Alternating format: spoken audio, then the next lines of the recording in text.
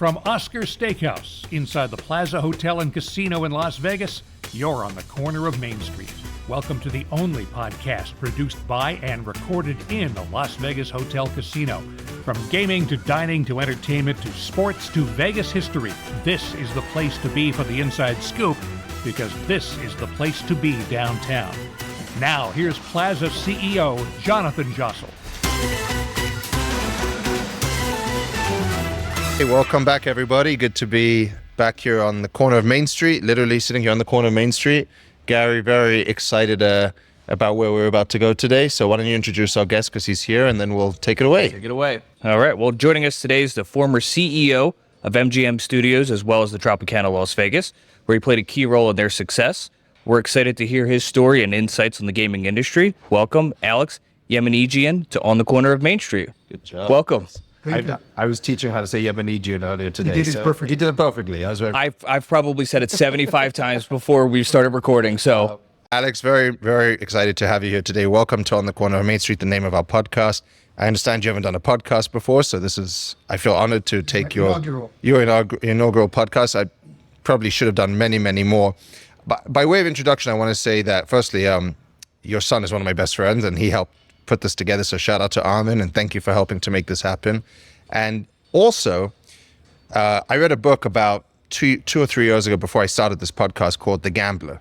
And it was probably even more than that, actually. It was maybe before the pandemic, and it was before I even got to know Armin as well as I do. And your name is mentioned in there, and it's the biography of Kirk Kerkorian.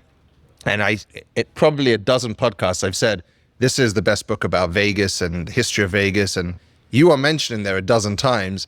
And because of that, it's pretty incredible that we have you here to talk about yourself, your story, your history. So thank you for taking the time to be here. Pleasure. So go ahead. Why don't you start to tell us about your stuff? How did you get to Las Vegas?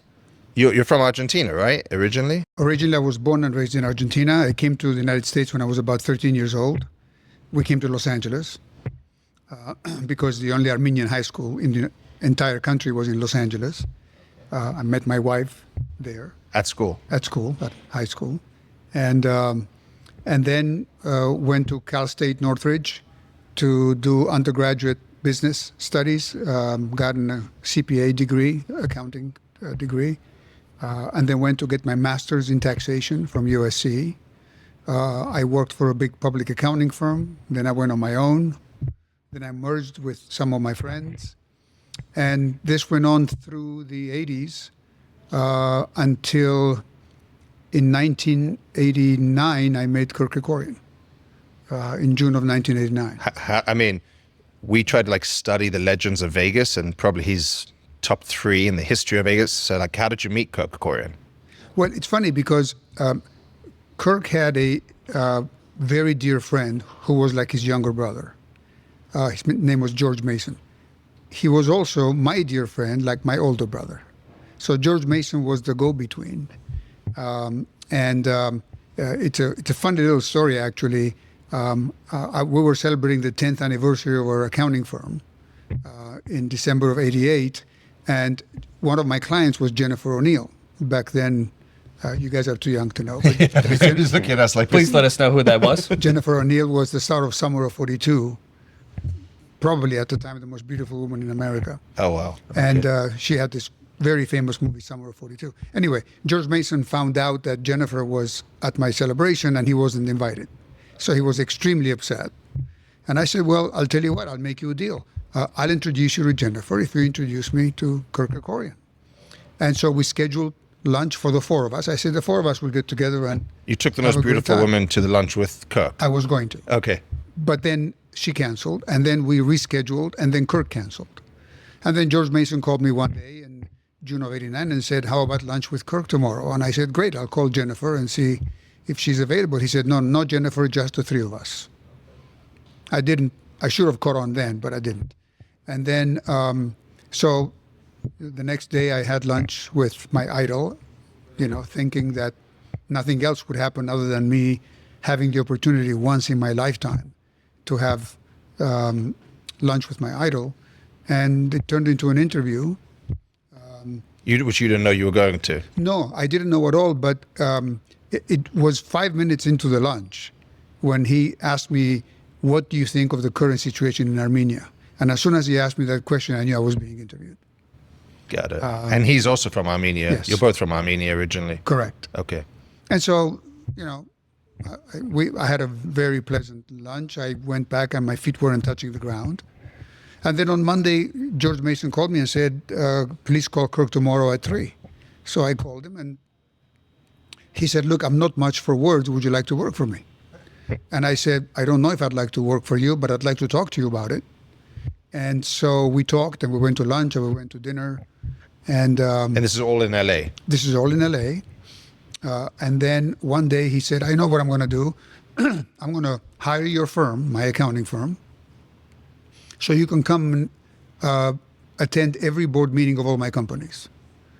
And I said, well, Kirk, that's not fair to you. Why are you going to spend that money? Right. And he said, it's worth it for me to drop $250,000 to take a good look at you. I mean, for me, $250,000 in 1989 was a lot of money. It still is. And anyway, we did that. And then he asked me a tax question. He wanted to set up a foundation for his charitable activities. And at that time, MGM Studios was under contract to be sold. So his question was, if I donate the shares, do I have to recognize that 10% as income, the 10% of the shares? So he asked Arthur Andersen, his accounting firm, which was at the time the second largest accounting firm in the world, and me. And we weren't going to talk to each other, although I didn't know who they were anyway. And he got two different opinions. Arthur Andersen said, yes, you can do it. And Alex said, no, you can't do it. So he called me and said, I can't believe this. I asked the exact same question. And I got two opposite answers. What do I do now? I said, why don't you hire a tax lawyer and get a third opinion? So the tax lawyer said, Alex is right, Arthur Andersen is wrong. Oh, wow. And then after that, he said to me, I have a special project. Would you consider taking a 6-month leave of absence? So I said yes, without asking what the project was, how much I was going to get paid, anything. You just liked the guy that much. You believed in him that much. He was said, your idol, like you said. I was all in. Yeah. I was all in. And then I said yes. I went back and told my partners in the accounting firm. They weren't very happy because I was a managing partner of the firm. Then I went home. I told my wife, and she's always very supportive. And I showed up in January of 1990 to find out that my assignment was selling MGM Studios. And the 6-month leave of absence lasted 16 years, and we never talked about the fact that there was a 6-month leave of absence. Within 2 weeks of the 6-month leave of absence, I was president of MGM Grand, and I was chairman of the executive committee of MGM Studios. In those 16 years? In the first 2 weeks of the 16 Oh, years. wow. So this time while you're talking to him, he already owns MGM Grand. Both. He owns the stuff in Vegas. But what he owned at the time was a Desert Inn. Okay. And the land, the 118 acres on which MGM Grand was going to be built. Okay, got it. And so he owned 70% of both public companies. Had you ever been out to Vegas at that point? Very little. And so within 2 weeks, you're the CEO of these companies, and you'd barely spent time in Vegas. That's pretty amazing. He must have seen something in you. So this is probably not a fair question, but I'm going to try anyway, because our listeners, we've never had anybody who's able to talk about Kirk Kerkorian on this podcast. So before we go into your story and how you came to Vegas and what you ultimately did to change the landscape of Vegas, I read in the book, like, Kirk Kerkorian was, I mean, the stuff he did was insane. Like, he was flying airplanes back and forth. He was the first guy to fly airplanes internationally. He was changing the gas canisters in the middle of the air. What can you tell us about Kirk Kerkorian that the listener at home would never hear about Kirk Kerkorian or understand about him as a person, him as a businessman? And if it's not a fair question, because this podcast could probably go on for 3 days if you were talking about him, but if you could, how would you answer that question or share with the listener about Kirk? Well, I think it's important to remember that Kirk didn't have a formal education. He was an 8th grade dropout. And what he had is an unbelievable amount of common sense, more than I have seen in anyone. And he was obviously extremely bright, naturally bright, not academically. And he could see around corners because he would give a lot of thought to everything. Who can it affect? What are the ramifications of any action? And he was brilliant. And many times he would come up with, answers to questions, and I would say, this guy's crazy. I mean, how could he possibly have come up with that conclusion? And then 6 months later, it becomes very clear that he came up with the only possible correct answer to the question. Because, he looks at it from every angle and is very thoughtful. So I think it's very fair to say that I felt intellectually inferior every day going home from work. And I think in addition to his common sense, he was very gutsy. I mean, he bet the farm several times in his life. That's what you take away from the book. Yeah, he wasn't afraid to take a risk. Did he own MGM Studios before he owned anything in Las Vegas? Yes. So because a lot of people credit him, and maybe you can speak. Well, no, that's not true, Sean. I think he bought his first ownership in Las Vegas was the Flamingo. Okay. And he bought the Flamingo because he wanted to train employees for the international hotel that he was building. Yeah. Which is the Westgate today. Right. And so he bought the Flamingo for $11 million.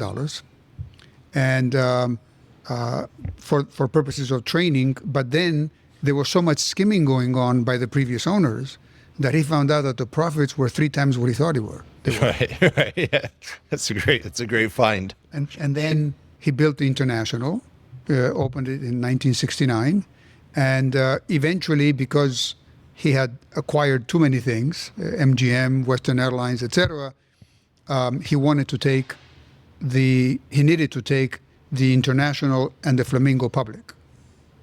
But the previous owners of the Flamingo wouldn't give him the last 3 years of financial statements for obvious reasons. Makes sense now, yeah. So he was forced to sell it to Hilton, and that's how they became the Las Vegas Hilton and the Flamingo Hilton. Ah, okay. In 1971. Never knew that. So a lot of people credit him with being sort of the driver of Las Vegas becoming more entertainment focused and family oriented. Is that fair? And did that come from the MGM studio side of things? Or was that more just by chance that happened? I think that came from a failed attempt to have a theme park. On the 118 acres of the MGM Grand Hotel, we had a theme park. I went to that as a kid. I remember going to that as a kid. I don't think it was a successful experiment. Okay. And I think that's why people sort of tagged him with that. Got it. Okay. All right. So back to you. So then he makes you in charge of these companies after 2 weeks, and then do you move out to Las Vegas, or what happens? And you were in the process of selling the MGM Studios, right? So in 1990, it took about 8 months to sell MGM Studios. Okay. And then we stayed in LA, Tracinda Corporation, his holding company. We stayed in LA, and I was coming back and forth to Las Vegas weekly because my first assignment here was to interview executives to recommend to Kirk who would be the first president of the MGM Grand Hotel. So that's how I basically met a lot of people here. Right. That was my job. Fred Benninger was in charge of construction, then the chairman and CEO of MGM Grand, and I was in charge of planning who should be the president. Operations.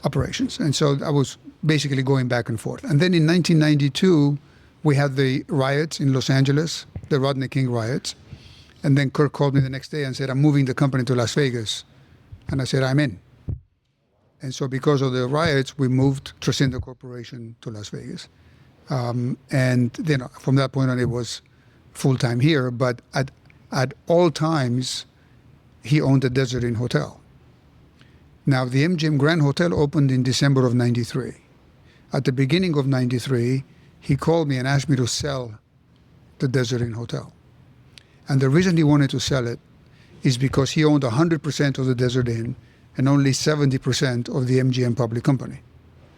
And he was very concerned that if a high roller came and lost, say, $10 million at the Desert Inn, somebody would say, oh, you put him at the Desert Inn because you own 100% instead of 70%. Interesting, and he was very sensitive to that. It's funny, we still have those conversations today for people that have multiple properties, like where do you put your bigger players to make sure that it's fairly distributed? So they were having the same conversations back then. Well, in that case, it was personal to him because he owned 100% and he never wanted to even appear as if he was taking advantage of the public company. So when he went to the MGM or to the Desert Inn, he always paid retail for everything. The fight tickets, the restaurants, hotel rooms, he would not even accept a discount. I mean, we think of it as a small town today, but I can't imagine. What was the town like in 1992 when you came here? There was only a handful of operators, right? Like, what do you recall from it back then? It was very different in the following sense. First of all, there were only 800,000 people in the valley. Living here. Now it's 2 million plus. So when there was a storm, there was a lot of dust everywhere. There wasn't as much construction as there is today. And what you had a handful of very powerful personalities here. Howard Hughes was gone. And Kirk did you ever meet Howard Hughes? No, but Kirk has a history with him. And we have a history with him connected to the Desert Inn as well. There are very interesting stories there.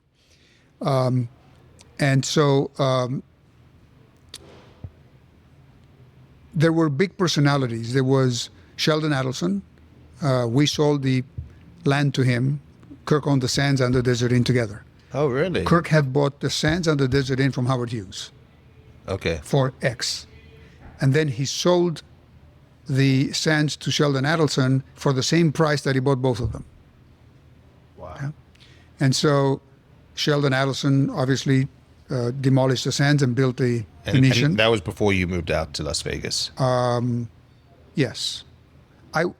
Yes, but between 89 and 92, I hadn't moved here yet, but I was here weekly. You were still working with him. And then. So did you help with that sale to Sheldon Adelson? No, I sold the Desert Inn. Okay, and you sold that to Steve Wynn? No, I sold the Desert Inn to ITT Sheraton. Okay. Who spent a lot of money refurbishing it and then sold it to Steve Wynn, who tore it down. Okay. Yeah. That's actually much later on, right? Yeah. I sold it in 93 to ITT Sheraton. Okay. When you moved everything over here to Las Vegas, was there anything that you took from Los Angeles and from Hollywood and running MGM Studios to bring into Las Vegas and into the gaming world? No, because my involvement with MGM Studios was primarily selling. Just the sell. Not operating. Okay. And it was only 8 months. Right. And there aren't too many good lessons in Hollywood. Fair That's a great answer. But didn't you sell MGM Studios a couple of times? Didn't you sell it by back? We bought and sold it 3 times, which is 6 transactions. I handled the last 3 of the 6 transactions. Okay. All right. I sold it, bought it back, and sold it again. Okay, so talking about MGM opened in 1993.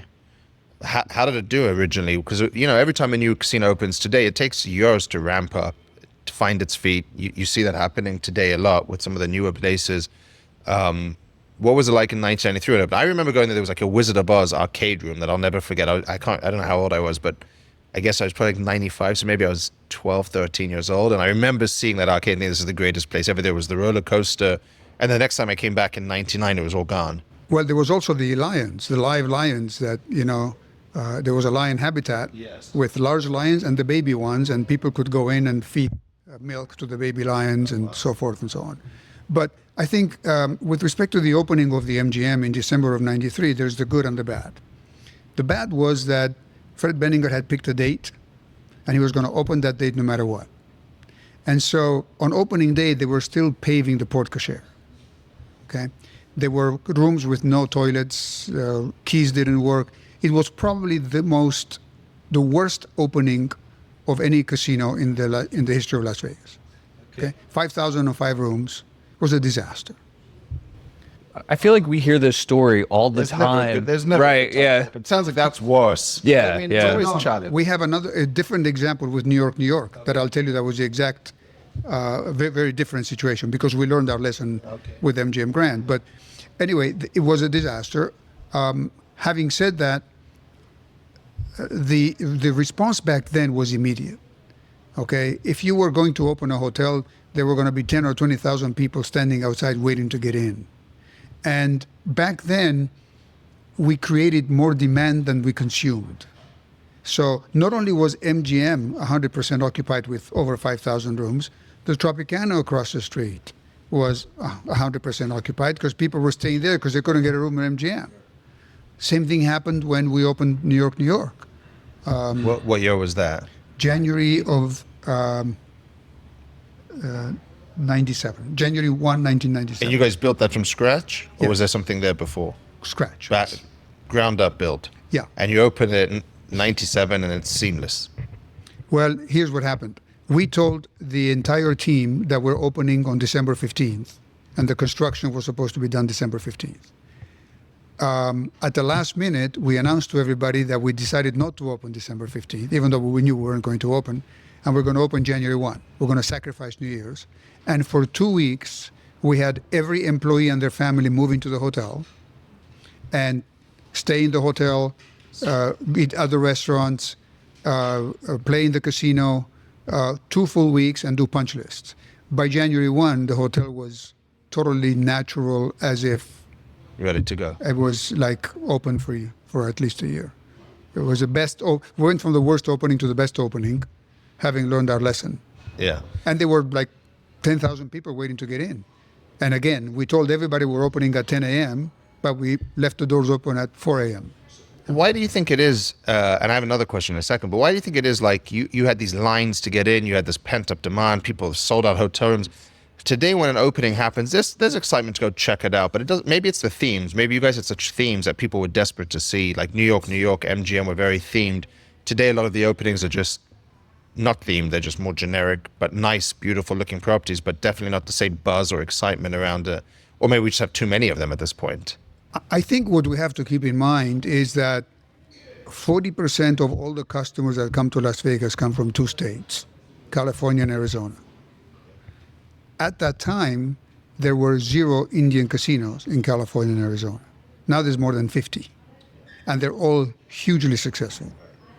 If it weren't for those Indian casinos in California and Arizona, we would be opening a new hotel every year since back then.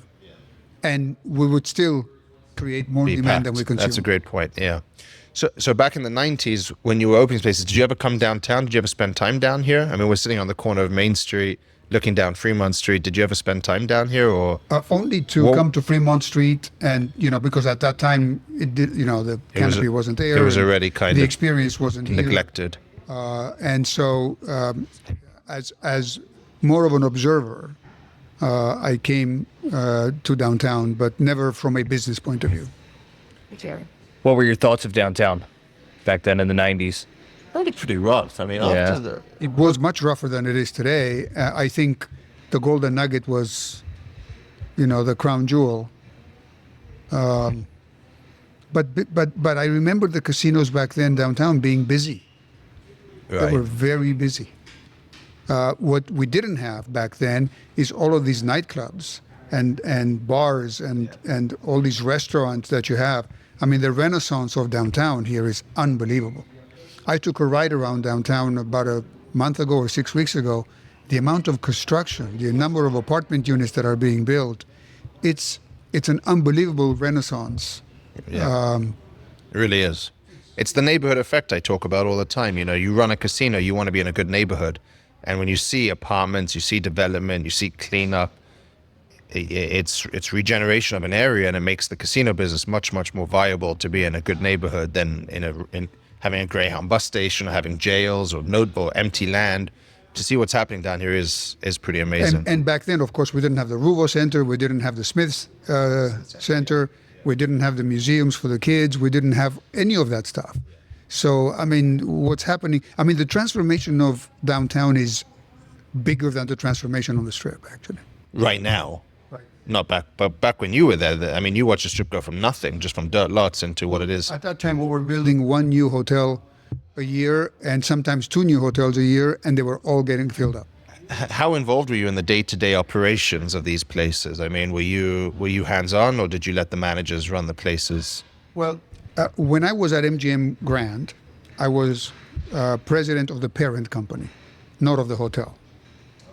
So the day-to-day operations were the purview of the general manager of or the president of the hotel. But it was so large. I mean, we had 118 acres. We had 8,000 employees. We served 40,000 meals a day. We had 5 people full-time just to change light bulbs. I mean, it was like a city. Yeah, it is a mini city. And so we all pitched in, and I tried to figure out how do you control something like this? And I came up with a system where I hired my own informant in every single department. So, if I would go to cocktail waitress somewhere that did a great job, and I would say, here's my card. If you want a job at MGM, call me, but you are going to be my secret informant. So I had a secret informant in every single department in the company. And so I would call management and say, why did you run out of towels at the pool? And they would say, how do you know? I said, never mind how I know. Why did you run out of towels at the pool? Or I would call him and say, you have a revolt going on in the cocktail waitress department. Well, how do you know? Well, never mind how I know. You better go solve it right away because we have a huge problem there. That's fantastic. Yeah. I mean, I talk to everyone, so I get information, but that's an even better way of doing it because you're just getting constant flow. You'd probably hate it. No, you do a good job though. Others would hate it. Yeah, maybe. But there's so many line level team members that have your cell phone number anyway that if there's something that's going astray, they're going to text you anyway. So I mean that happens now. I like that idea. I've heard, I don't know if you can say if this is true or not, but I've heard you were credited in many ways with bringing like the big fight nights to MGM. Is that something you were a big part of back in the day? It's interesting because I negotiated the deal for Mike Tyson to come to the MGM Grand with Don King. Okay. And very interesting stories there. You have shared with me one, and I hope you can tell it to our listeners, where he came into your office on one of the fight nights, Don King going nuts about something. Oh no, he came to kill me. But he had been to jail because for manslaughter, he killed 2 people. Don King. Yeah, and I was the third. That he wanted to kill. Yeah, because what happened is, it was going to be the first Tyson fight. And this is after all of the shenanigans of the negotiations that went on. It was the first Tyson fight. I was sitting with Danny Wade, our chief operating officer, in my office on Saturday. And we were going through some numbers. And then Dinah Gross walks in, and she was in charge of all the tickets for the arena. She sat down and she started explaining to me all of the verbal abuse that she was receiving from Don King, and I viewed all of my employees as part of my family. And the more she talked, the more the blood went to my head. And so I picked up, Don King was upstairs in the suite, so I picked up the phone and called, and I said, Don, listen carefully, I'm going to say this only once. If you ever talk to any one of the employees like that again, you can take your contract and your fighter. I can't tell you what else I told him after that. And I hang up. And apparently, Don King is not used to people talking to him like that. Next thing I know, there were 2 security guards outside my office. He broke through security, came towards my office. Security called for backup. So now we had 4 security guards and Danny Wade, the former football player. 45 minutes it took them to calm him down. I have never seen this before. He was actually foaming at the mouth. He was sweating. I thought he was having a heart attack. And he was intent on strangling me. And this is a few hours before his fight is about to fight. Yeah. Finally, after 45 minutes, he sat down and I said, this is your chance. You can apologize to Dinah, or you can take Mike Tyson, leave my property and never come back again. And he did? Wow. That must have been pretty amazing. And I didn't tell Kirk that story until 5 years later, and he said to me, you did the right thing. Yeah. And would he come in for the big fights? He liked them. Big, small, he loved every fight. What about entertainment? Did you go see like Elvis and all of those guys when they were? Elvis was before my time. Oh, Elvis was. You're right. Sorry, yeah. But Kirk was involved with Elvis, wasn't Of he? course. Yeah. Of course. Barbara Streisand opened the International. She also opened the MGM Grand. I know that. Both yeah. of them. That's pretty amazing. Frank Sinatra opened the MGM Grand in a different venue. The opening was fantastic, but the property wasn't ready. And then you go on to buy the Mirage from Steve Wynn. What was that like? And how intimately were you involved in that? Before that, when Steve Wynn bought the Dunes property so he could build a Bellagio, the only thing that was left from Flamingo all the way to Tropicana was the 19 acres across the street from us, where New York is. So I called Kirk and I said, we need to own this property. He said, fine, buy it. So I went to Japan, and in 24 hours I bought the property. Someone in Japan owned it at that time? Yeah, the head of Universal slot machines. They owned the 19 acres. So we came back, and then Prim, the owners of State Line, had this concept of New York, New York. It was actually called the New Yorker. Then we changed the name to New York, New York. They said, would you like to do a joint venture? So we did a joint venture. We built a New York, New York, which was hugely successful from day one. And then I wanted to own 100% of New York, New York. And I couldn't buy the other half because it was a Texas shootout clause. I couldn't take the chance of them buying me out. So I went to Kirk and I said, I want to buy the entire company. So we bought all of State Line, all of Prim, which included all the State Line casinos, 3 of them, and the other half of New York, New York. Oh, wow. Then afterwards, we sold the State Line portion for the same price of the whole acquisition. So we got the other half of New York for free. So now we had that. And then I think in early 2000, Kirk called me and said, do you see what's happening to Mirage Resort stock? It just kept on dropping and dropping. Steve Wynn at the time was saying some things about the public shareholders that weren't very popular. It was being quoted in the Wall Street Journal. And the stock kept dropping. And so when it got to 13 and change, Kirk said to me, I think it's our time to make our move. So we decided that Kirk would call Steve at 10 p.m., so it would be too late for him to do anything, to tell him that we're going to come out with an offer of $17 a share for the company before the market opens next morning. And what was in the company? Just the Mirage No. and Treasure Island? Mirage, Treasure Island, Golden Nugget, Beau Rivage in Biloxi, Mississippi, Bellagio, and the golf course, Shadow Creek. Shadow Creek. All of that. On top of that, what we didn't realize, to be honest, is that they also had a lot of raw excess land and a $400 million art collection. Included. So by the time we bought the company, sold off all the excess land and sold off all the art collection, we stole it. We bought it for like 5.5 times EBITDA. The crown jewels of Las Vegas. 100%. I mean, were you, was it like acrimonious? Was he mad? How was it to deal? Do you have to deal with him on due diligence, or was it just We didn't do it. You didn't do due diligence, sounds like, we yeah. agreed on the price. Kirk, at that time, I had just gone to MGM Studios. Kirk wanted me to negotiate the deal. So the entire team came to Los Angeles to negotiate the deal in my conference room at MGM Studios. Okay. And we agreed on a price of $21 a share on Thursday night. And Monday morning, before the market opens, we announced a signed definitive agreement. No due diligence. No due diligence. So that's why you didn't even know the art and everything else you were getting at that time. We were getting more than we thought we were getting. Right.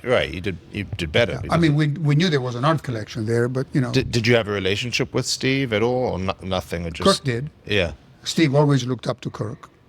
I personally didn't have a relationship with Steve, but the relationship started in connection with this transaction. He wasn't very happy with me at the beginning, but you know, afterwards we became very friendly. Okay. And but we know that Steve, when Kirk called him at 10 o'clock at night, the first thing he did is picked up the phone and called Mike Milken for advice. Right. Sounds like there wasn't much he could do anyway. It was tough because after we made the offer and it was in the Wall Street Journal, I told Kirk we should also tell the Wall Street Journal for tomorrow's story that we have 100% of the financing lined up. Right. So everything was in a fishbowl. There was no place to hide and make a decision behind the curtain. It was happening. We wanted to be very, very transparent to the whole world, so he couldn't say no quietly. That must have been an incredible time to be here. I mean, yeah, you just don't really hear stories like that anymore, to be honest. Although I was only here 1 foot here and 1 foot at the studio by then, yeah. Were you here in, and I don't want to go too fast, but also want to be respectful of your time. Were you here in 07 for or had you now stopped being as involved with MGM at that point? No, we sold MGM Studios in 2005. Okay. And after that, I went on my own.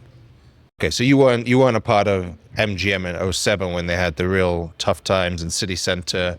You had already left at that point. God, you were there for all the fun times and left for the 2008 was a tough time. It was terrible. I just moved here. It was my first year here. Yeah. Okay, so you weren't here for that. Before we move on to your next big happening, was there anything else that you could share with us from the days of running MGM, New York, and the other casinos that sticks out to you, and particularly why it was different back then as how it is today in the industry? Well, I think the biggest difference is that they were owners back then. There was a Kirk Kerkorian, there was a Steve Wynn, there was a Sheldon Adelson, and that was the new generation after the mob was here, and you had owners back then too. Right. So every property had its own individual personality, had its own owner. I think today I would not want to be the CEO of a public company, gaming public company today. I think it's too political. I think it's too corporate, and I say that because I had the advantage of having one shareholder that owns 70%. Right. So, yeah. I mean, it's a beautiful problem to have. Get a one-person decision. Yeah. Today, you never know. Did you come across Oscar at all during those times that you were? Yes. And the mob? Any mob? Not the mob, but I remember vividly. It's like this memory etched in my mind indelibly that I was in my car one day and my cell phone rang, and he said, "Alex, I'm going to run for mayor. And I'm going to win." Sounds like Oscar. That was it. Yeah. And by the way, I used to go out to dinner with Oscar and his wife and my wife. And he would say to me, "Do you know that there are very few people in this town that would go to dinner with me?" I mean, he was actually thankful that I wouldn't be afraid of being seen having dinner with him. I don't know why, but I always enjoyed him and his stories, and obviously very colorful. And his wife, Carolyn, was actually the president of the Meadows School when I came in '92 to register my children in the school. Oh, how cool. She gave us the tour. I mean, they've told some great stories on this podcast about the financing of that school and the people that gave the school money and they never asked for the money back because they were such good community people. I mean, the Binions as an example, but they are icons in this town, that's for sure. Oh, no question.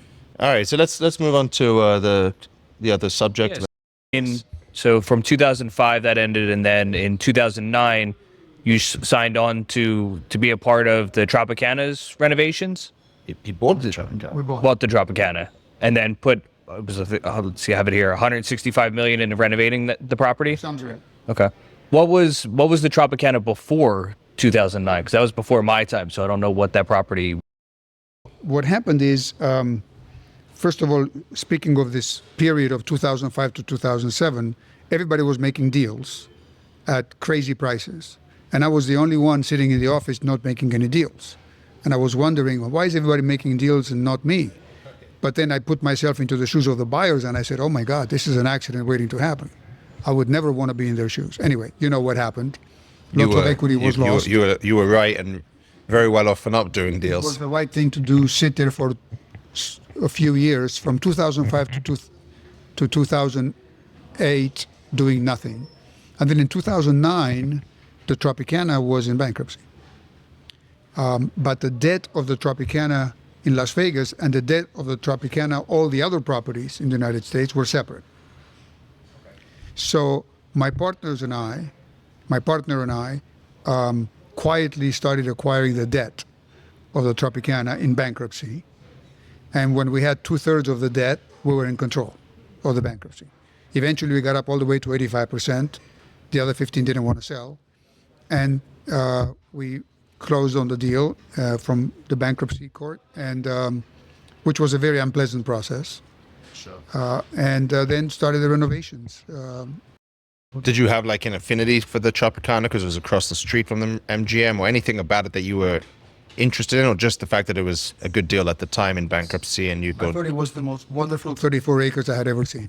Yeah. I mean, location-wise, it's a rectangle, and it's a perfect rectangle with access on 3 or 4 sides.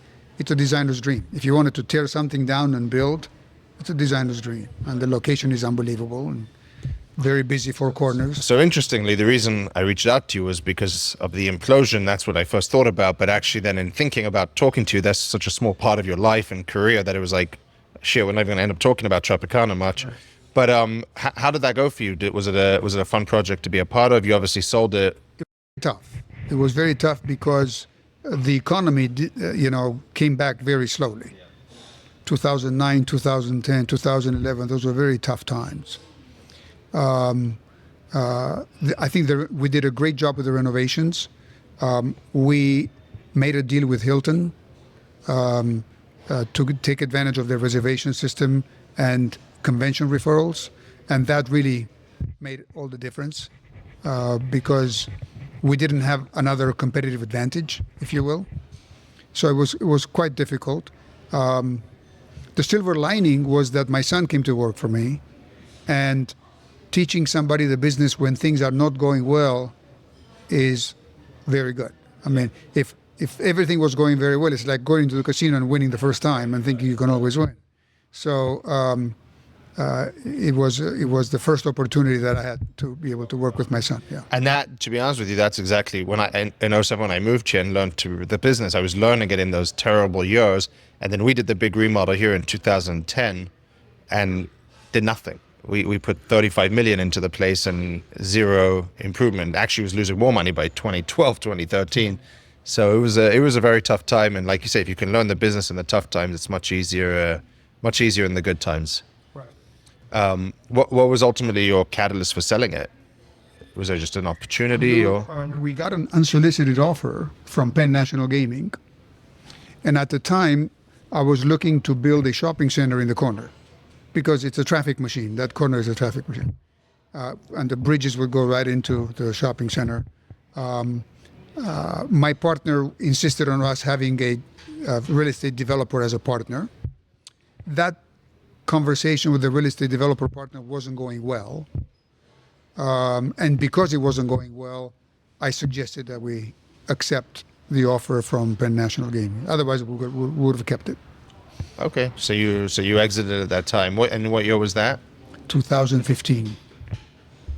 All right, so here's the big question: do you think the A's are going to move there? You think they're going to build a stadium there? Yes.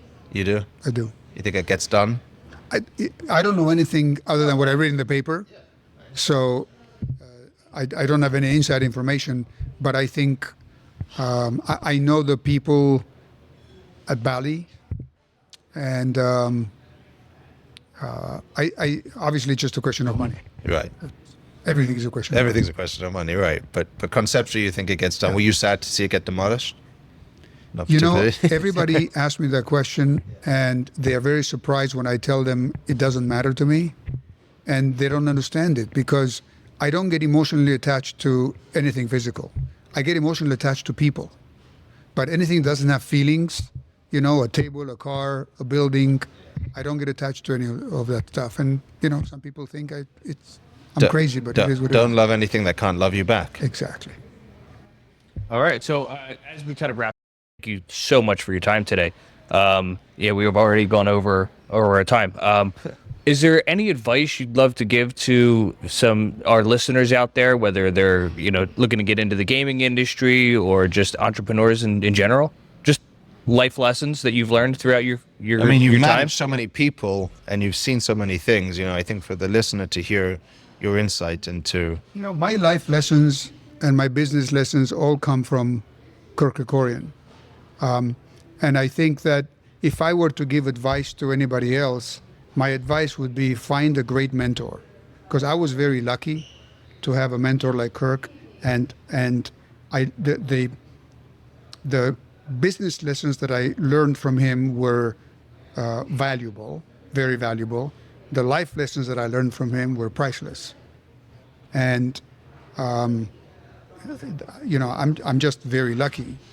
I think how you mature, both professionally and personally, and how fast you mature professionally and personally, has a lot to do with how lucky you are to have one or more great mentors in your career. And I just was lucky. I mean, the lessons that I learned from him are invaluable. And if you haven't read or listened on audiobook to The Gambler, highly recommend that book. Incredible stories about Kirk and his life and how he came to Las Vegas. I guess one other thing for me is, how do you see the city evolving? Where do you think Las Vegas goes from here? Obviously, it's been a tremendous boom after the pandemic. Where do you think the city goes from here in terms of growth and evolution? I think it slows down, and I'll tell you why. These new hotels that are being built now, they don't have the emotionally engaging environments that Steve Wynn was able to design. Steve was the best designer in the business, bar none, full stop. Okay? And he reinvented the integrated resort several times. And just when you have the Bellagio and you think it's the ultimate, then, the Wynn comes. After the Wynn, every property that has opened lacks that wow factor. Back then we used to build properties where people would actually make a special trip to Las Vegas to see this new property. Okay? People don't come here to see the new properties anymore. They come here and they say, oh, they built this one, let me go see what it looks like. But they didn't come here because of that. Thank goodness for the Sphere. Because, it's like if Steve Wynn had built a new casino, And we're not going to have any more Steve Wynn casinos. And I think that the quality of the growth will be more mediocre going forward. Interesting and depressing. I'm sorry to leave on such a rough. No. But it's very true. I say to everyone, there's a void at the top. You know how good the Wynn is. It's still the best, even after he's been gone almost a decade. That's how good of a place he built. You know what I mean? And it's just tough to replicate that and find somebody else who can do what he did. And it's everything, the floor plan, the design, and you go to some of these other properties and you see these dead ends and you say, who designed this? I would have killed you if you did this, But that's, I don't mean to be down on it. Las Vegas is Las Vegas, and the entertainment and the restaurants and the nightclubs and the casinos. I mean, it's still a wonderful place for people to get away. But I don't expect any more Wynns or Bellagios. Alex, thank you for your time. As you can hear, Oscars is getting ready to open. So I really appreciate you coming downtown today and sharing your time with us. And thank you again. That was amazing. My pleasure. Thank you. You a fan of On the Corner of Main Street? You're listening, so we'll assume that's a yes. So share the love, rate, review, and tell a friend to subscribe. Also, follow us on Twitter and Instagram @PlazaPod, on Facebook, Plaza Podcast, and feel free to write to the man himself @Jonathan Jossel. We'll see you next time, right here on the corner of Main Street.